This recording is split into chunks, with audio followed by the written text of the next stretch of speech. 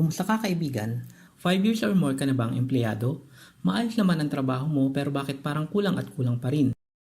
Wala ka pa rin savings at hindi mo pa rin magawa ang mga gusto mo. Like kumain sa labas, magbakasyon at mag-shopping kasama ng mga mahal mo sa buhay.